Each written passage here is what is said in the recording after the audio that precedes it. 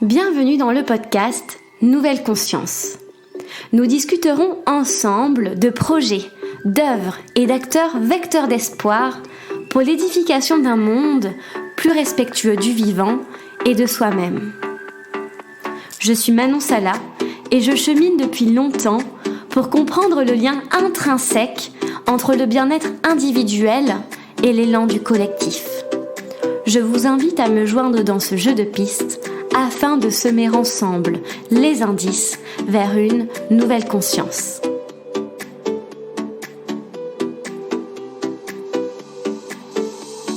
Aujourd'hui, j'ai la joie de recevoir Frédéric Lenoir au micro de Nouvelle Conscience.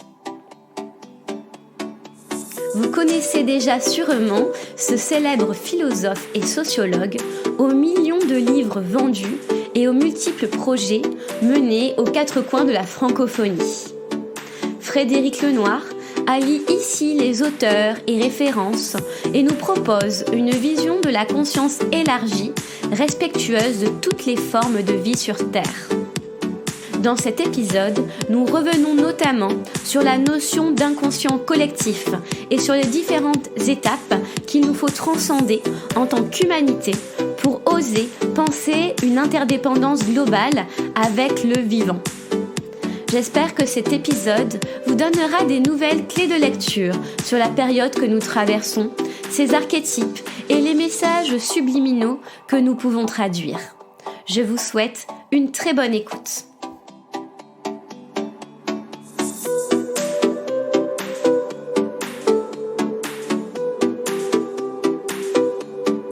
Bonjour Monsieur Frédéric Lenoir. Bonjour Manon. Je suis ravie de vous avoir au micro du podcast. Merci d'avoir accepté mon invitation. Mais c'est un plaisir. Écoutez, j'aime bien que des jeunes personnes se lancent dans des aventures comme celle des podcasts, donc avec plaisir.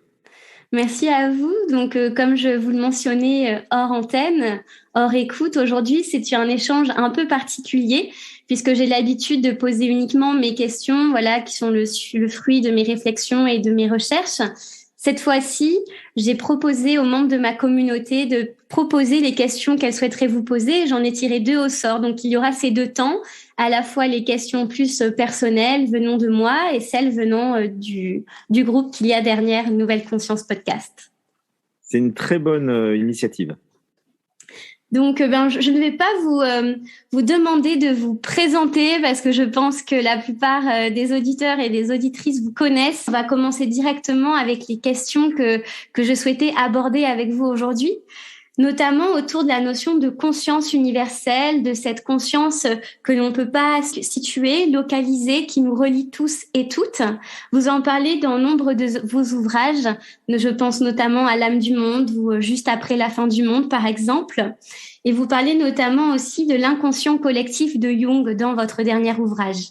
Donc la question que je souhaiterais vous poser, c'est de définir cette conscience universelle qui nous relie tous et également de la rapprocher de l'inconscient collectif tel qu'elle est proposée par Jung ou non, voir les différences et les ressemblances. Mais je vais commencer par l'inconscient collectif et je parlerai de la conscience après. En fait, Jung a montré, Freud avait très bien montré qu'on avait un inconscient personnel. C'est-à-dire que chacun d'entre nous, on a la face immergée, consciente, et puis il y a plein de choses qui agissent à notre insu. On fait des lapsus, il y a des choses qu'on a refoulées, qui vont ressortir, etc. Et donc, il a démontré l'existence de l'inconscient. Et Jung, dans ce prolongement, a montré qu'il existait un inconscient non seulement personnel, mais collectif. Et que finalement, les gens qui nous héritons de ce qu'ont vécu avant nous nos ancêtres. Il y a des lignées familiales et qu'il y a des fois des personnes qui ont des problématiques psychologiques qui sont pas liées à leur histoire, mais à l'histoire de leurs ancêtres. Et on appelle ça aujourd'hui la psychogénéalogie. C'est-à-dire qu'on va soigner quelqu'un en voyant ce qui s'est passé il y a 2, 3, 4 générations, un inceste, un viol, un secret de famille, etc., qui fait que la personne sait ça inconsciemment et du coup on est perturbé. Et il a élargi la notion d'inconscient collectif à la culture. Et il nous dit qu'il y a des inconscients culturels, c'est-à-dire que les peuples portent des symboles, ils portent des éléments collectifs qui fait que si vous naissez dans telle culture, vous portez l'inconscient de votre culture. Et puis, il a encore plus élargi les choses et il nous dit qu'il y a des archétypes universels. C'est-à-dire qu'il y a des symboles universels présents dans toutes les cultures. Par exemple, Dieu, c'est un archétype universel, le vieux sage, le héros, la sorcière, on retrouve ça partout. Et d'ailleurs, les grandes sagas mythologiques contemporaines, comme la Guerre des Étoiles, etc., font toujours référence à des archétypes. C'est pour ça qu'elles sont du succès, parce que ça touche notre inconscient. Donc, il a montré l'existence d'un inconscient collectif.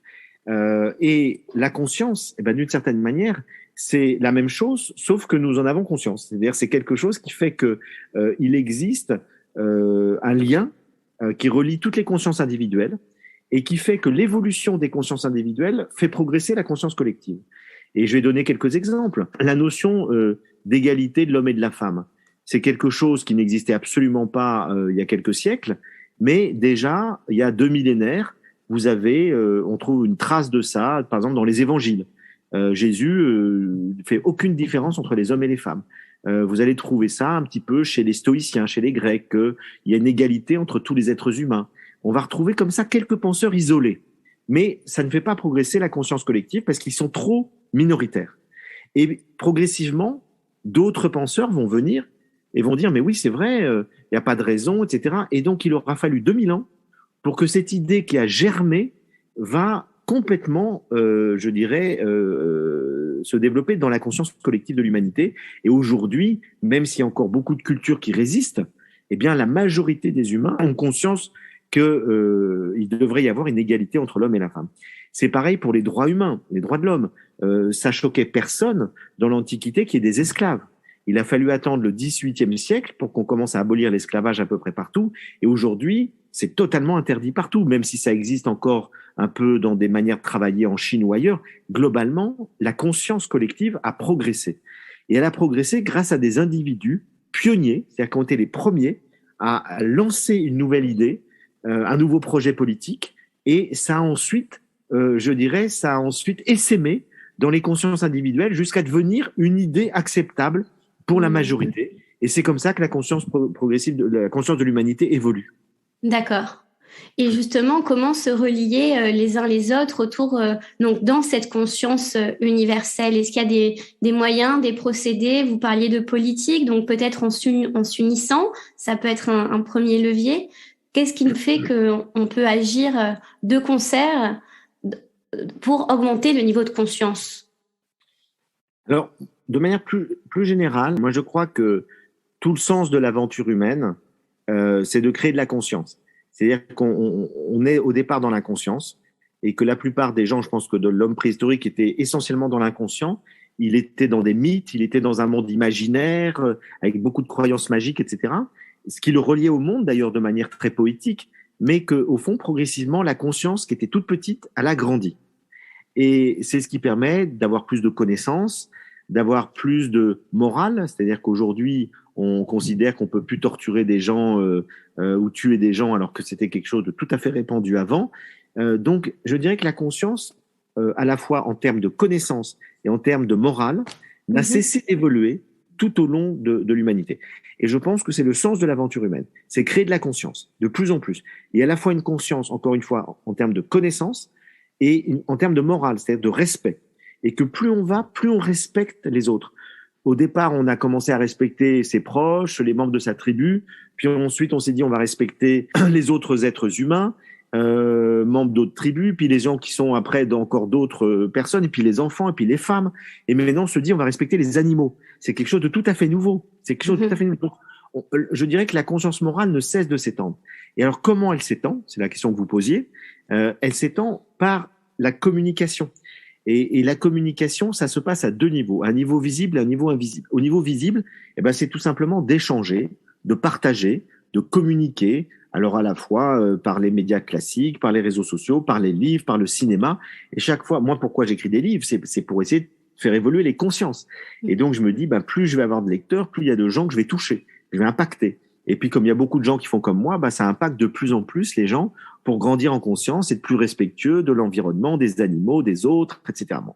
Donc, c'est la communication qui nous relie, qui nous permet de faire évoluer les consciences. Il y a une autre manière de faire évoluer les consciences, c'est d'aider les gens à philosopher, c'est-à-dire leur apprendre à penser. Parce qu'au fond, lorsqu'on apprend à penser bien, on va grandir en conscience. et que ça s'éduque la pensée, si vous voulez. C'est vraiment, c'est pour ça que j'ai créé des ateliers de philosophie avec les enfants, pour qu'ils apprennent très tôt à penser, à discerner, à juger par eux-mêmes, pour ne pas répéter les a priori, les préjugés qu'ils ont entendus dans leur famille, dans leur culture, etc. Donc, je dirais que apprendre à discerner, à développer un esprit critique, ça aide à grandir en conscience. Et ça permet d'améliorer la conscience de l'humanité. Et puis après, il y a ce qui se passe au niveau invisible. Et ça, c'est très mystérieux. C'est qu'on s'aperçoit qu'il y a des idées qui vont émerger sur un coin du globe et quelqu'un va avoir la même idée à l'autre bout de la planète et qui se sont jamais rencontrés. On le voit tout le temps dans la création artistique. Il y a régulièrement des procès parce qu'il y a des gens qui ont eu la même idée d'un film de cinéma, etc. Ils se sont pas forcément copiés. C'est que les idées, comme on dit, sont dans l'air, si vous voulez. Oui. Et il y a un exemple historique assez connu. Eh bien, on sait que Darwin et Wallace ont découvert la théorie de l'évolution à peu près en même temps. Et ils n'avaient pas communiqué, ils ont eu des théories, ils ont mis en commun leurs résultats, mais c'était assez extraordinaire de voir comme les idées ont été convergentes à peu près exactement au même moment. On s'aperçoit aussi, si on regarde l'histoire longue de l'humanité, que l'humanité, elle a progressé de manière collective dans des lieux géographiquement très éloignés. Prenons par exemple le milieu du premier millénaire avant notre ère. Eh bien, il y avait des penseurs en Grèce, Pythagore, Parménide, Héraclite. Il y avait des penseurs en Inde, le Bouddha, le Jain. Il y avait des penseurs en Perse, le masdéisme. Il y avait les prophètes d'Israël. Il y avait en Chine Chuang-Tzu, Lao Tzu. C'est-à-dire qu'il y a eu tout un certain nombre de philosophes qui ont dit les mêmes choses ou des choses extrêmement similaires, à savoir que, au-delà des religions instituées, il fallait faire un travail personnel. Ils ont inventé la spiritualité individuelle pour s'améliorer, pour grandir en amour, pour grandir en connaissance, pour grandir en conscience, et que donc cette évolution philosophique et spirituelle s'est faite à peu près en même temps sur les quatre coins du globe à travers des gens qui ne se sont jamais rencontrés. Et donc on ne pouvait pas à cette époque-là aller de la Chine en Grèce, etc. Et donc finalement les idées étaient dans l'air. Et c'est ça qui est passionnant, c'est que je pense qu'on peut postuler ce que le grand scientifique et prêtre Pierre Teilhard de Chardin appelle la noosphère. Noosphère, le nous, ça veut dire la pensée en grec. Oui. Et la noosphère, ça veut dire qu'il y a une sphère de la pensée. Et il nous dit qu'il y a une sphère de la pensée. C'est-à-dire que chaque fois que vous avez une pensée, ça va dans un lieu, une sorte de cloud, on dirait aujourd'hui un cloud, ça part dans le cloud et ça redescend ensuite. Et vous avez d'autres gens qui vont capter cette pensée qui a été émise. Et donc, on serait ainsi mystérieusement reliés les uns aux autres par toutes nos pensées sans le savoir. D'accord. Et est-ce que ces pensées sont guidées par des formes d'archétypes? Donc, vous en parliez un peu tout à l'heure, mais est-ce que justement, on peut parler d'archétypes universels qui sont un peu les mêmes dans les quatre coins du globe et qui vont capter ces pensées latentes pour les mettre dans la matière, les matérialiser? Oui, il peut y avoir des archétypes qui de toute façon, qui sont des portes d'énergie, hein. Jung définit les archétypes comme des portails énergétiques. Et il nous dit, après, l'archétype, il va se symboliser de telle ou telle manière dans chaque culture différemment. Mais à la base, c'est un portail énergétique qui est assez neutre, mais qui envoie de l'énergie. Et donc, il y a une forme qui va s'incarner dans un symbole. Et après, il va y avoir effectivement la manifestation d'un symbole culturel. Donc, on pourrait dire qu'il y a des archétypes, on pourrait dire qu'il y a des aspirations. Moi, je trouve que l'être humain, enfin, j'ai beaucoup voyagé. Je viens de faire une série pour Arte qui est toujours diffusée d'ailleurs sur arte.tv qui s'appelle Les Chemins du Sacré. Et j'ai vu des hommes dans le monde entier, des êtres humains, des femmes, qui ont les mêmes aspirations. Et donc les êtres humains, ils aspirent tous au bonheur, à la connaissance, au respect, à la beauté. Ils sont sensibles à la beauté, ils sont sensibles à la vérité. Il y a des valeurs universelles de gens qui se sont pas forcément des cultures qui sont pas rencontrées ou et ça existe depuis des milliers d'années. Et donc on voit que l'être humain porte les mêmes contradictions et les mêmes aspirations dans son cœur, dans sa pensée. C'est le caractère universel de l'âme humaine, de l'esprit humain en tout cas. Oui, ça me fait penser à la question que je voulais vous poser de Delphine. Donc, c'est une des personnes dont j'ai tiré la question au sort. Donc, Delphine étudie la religion à l'Université catholique de Paris. Et elle me demandait en quelle forme de spiritualité croyez-vous? Si c'était une spiritualité incarnée dans une forme de Dieu ou si c'était une spiritualité justement plutôt d'une autre forme, invisible, quelque chose d'impalpable? Ah oui, c'est une question importante parce qu'effectivement, aujourd'hui, je dirais que tout explose. C'est-à-dire qu'on n'est plus simplement dans une spiritualité incarnée par des religions historiques. Moi, je dirais que je crois au Dieu de Spinoza. C'est-à-dire que je crois qu'il y a un Dieu cosmique, c'est-à-dire, au fond, une sorte de... on pourrait dire que pour moi, il n'y a pas un Dieu personnel qui a une pensée comme un être humain, qui ressemblera à un être humain invisible, si vous voulez. Je pense que ce qu'on appelle Dieu, au fond, c'est la totalité du réel, à la fois visible avec la matière et invisible avec l'esprit. Mais l'esprit et la matière, c'est une énergie. Et donc, on sait aujourd'hui, la physique quantique l'a montré, qu'il n'y a pas tant de différence que ça entre l'esprit et la matière. Hein, c'est un degré vibratoire différent, mais tout est énergie.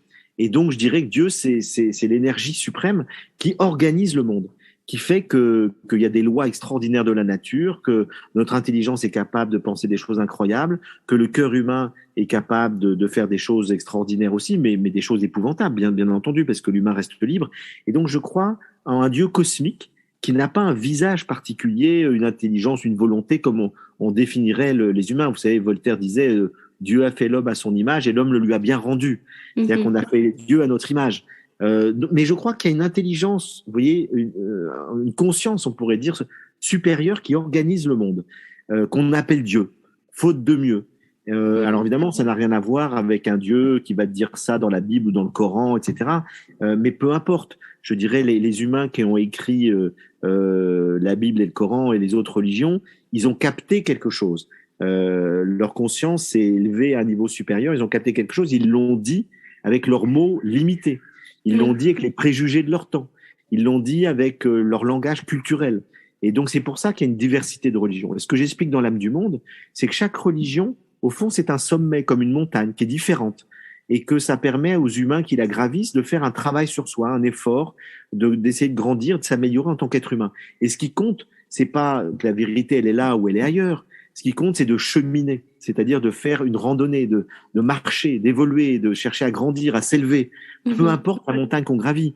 Et moi, je connais des gens qui gravissent une montagne bouddhiste, les autres une montagne hindoue, les autres une montagne chrétienne, une montagne juive, une montagne musulmane et une montagne laïque, parce que la vie spirituelle, elle peut être laïque, c'est enracinée dans aucune culture religieuse. Et ce qui compte, c'est de chercher à s'améliorer. Donc moi, ma spiritualité, je crois en ce Dieu cosmique de Spinoza et je crois que le sens de la vie humaine, c'est de grandir en humanité, c'est de s'améliorer, c'est de progresser, et qu'on est sur Terre pour progresser dans deux domaines, en conscience, créer toujours plus de conscience, et en amour, c'est-à-dire aimer toujours plus. Et je pense qu'un être humain accompli, qui a réussi sa vie, c'est un être humain qui est le plus conscient possible, et c'est un être humain qui est le plus aimant possible. C'est très beau, c'est magnifique. Et justement, Valérie demandait... Donc Valérie, elle est professionnelle de santé et sa question, ça fait totalement le pont avec ce que vous dites, c'est comment l'école peut-elle transmettre la spiritualité? Justement, l'école est laïque, comment elle peut transmettre ces messages d'amour, de cœur? Donc, est-ce que c'est un bon endroit pour ça, pour transmettre cette vision-là du monde? C'est compliqué parce que dès qu'on transmet effectivement de la spiritualité, on transmet des intimes convictions qui sont très personnelles, qui ne sont pas forcément partagées par d'autres. Donc moi, je crois que ce que l'école peut transmettre, ce sont des valeurs. Ce sont des valeurs de respect, de tolérance, d'écoute, etc., qui sont des valeurs très spirituelles, mais qui ne sont pas de la spiritualité à l'état pur. C'est-à-dire qu'ils sont le fruit, si vous voulez, de courants de sagesse ou spirituels, ou laïques d'ailleurs, mais il y a une spiritualité laïque, hein, mais ces valeurs-là, ce sont des valeurs universelles. Et donc, parler effectivement de la justice, parler du partage, parler de la vérité, parler de la beauté, ça, l'école peut le faire, parce que ce sont des valeurs universelles. Mais après, c'est à chaque individu d'avoir une spiritualité personnelle, c'est-à-dire d'avoir des intimes convictions qui vont le faire grandir vers ces valeurs. Et c'est pour ça que je crois qu'on peut pas, à l'école, difficilement transmettre une spiritualité ou un message trop spirituel, parce que on rentre dans des choses très personnelles et très intimes qui sont difficiles. Moi, j'hésiterai pas à le faire. Je le fais dans tous mes bouquins, si vous voulez. Mais je sais pas si l'école est le lieu d'une transmission spirituelle. C'est plus, à mon avis, le lieu d'une transmission des valeurs et puis d'une transmission de savoir penser. la philosophie. C'est pour ça que moi, je commence la philosophie avec les enfants, qu'ils apprennent à penser. Et si un enfant apprend à penser, eh ben, il fera son propre chemin spirituel par lui-même, avec ses propres moyens, avec ses propres convictions, sans répéter ce qu'on lui a appris. Oui, oui, mais ça revient à la notion de liberté que vous employiez tout à l'heure, vraiment que voilà, nous sommes des individus libres et chacun avance sur la montagne de l'accomplissement de soi, chacun avance à son rythme et voilà, en dehors de tout dogme et de toute imposition. Alors, en dehors de toute imposition, mais il y a des gens pour qui c'est bien d'avancer dans des dogmes.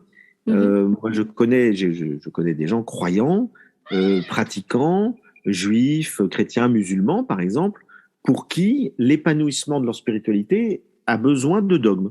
Elle s'épanouit dans le dogme catholique ou la Bible juive ou le Coran, et c'est ça qui leur sert de colonne vertébrale, si vous voulez. Oui. Alors, même si on n'adhère pas à ça, on peut constater que ça peut aider les gens. Avec un défaut, c'est qu'effectivement, après, eh bien, on retrouve dans tous ces textes, qui sont souvent anciens, des limites. Des phrases intolérantes, des passages violents, etc. Et donc, faut faire avec, vous voyez, parce que c'est pas toujours quelque chose qui aujourd'hui nous parle vraiment, mais ça fait partie de ce patrimoine. Mais il y a des croyants qui sont des gens très bien, qui ont une vie spirituelle très profonde, et puis d'autres pas du tout. Pour qui la religion, c'est juste politique, c'est juste communautaire, c'est appartenir à une communauté, s'identifier à une communauté. Et donc là, on est dans la dimension culturelle et politique de la religion qui pose aujourd'hui beaucoup de problèmes. Oui. Et qui se différencie finalement de la notion de spiritualité aussi dont vous parliez tout à l'heure. Tout à fait. Et alors, donc, pour schématiser les choses, on peut être spirituel et laïque, spirituel et religieux, religieux et spirituel, religieux et pas spirituel. Oui. Donc, tous les cas de figure existent. Oui. Bon, bah, c'est une très bonne conclusion pour notre échange. Merci Frédéric Lenoir. Merci Manon, c'était un plaisir. Voilà, donc on peut vous retrouver avec tous vos livres, vos interventions. Je ne sais pas s'il y a un livre qui est en cours d'écriture en ce moment. Oui, alors, mon dernier livre, c'est sur Jung, pour faire connaître la pensée de ce grand penseur. Et puis là, je suis en train d'écrire un livre sur le désir.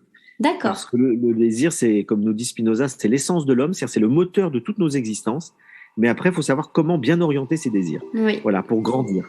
Et pas pour être dans le désir mimétique, la jalousie, etc. Oui. Il y a plein de choses à dire autour du désir, mais ce sera une prochaine fois.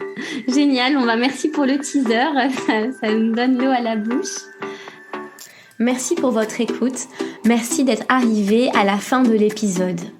Si ce podcast vous a plu, la meilleure façon de le soutenir est de lui laisser 5 étoiles et un commentaire sur votre plateforme d'écoute préférée.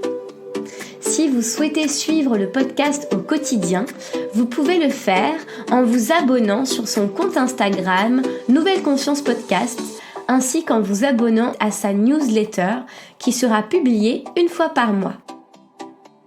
Aussi, n'hésitez pas à m'écrire. Je suis toujours ravie de vous lire, de vous répondre et de partager avec vous des idées autour de ce projet de Nouvelle Conscience. Je vous souhaite une merveilleuse semaine. En attendant, prenez soin de vous et à bientôt!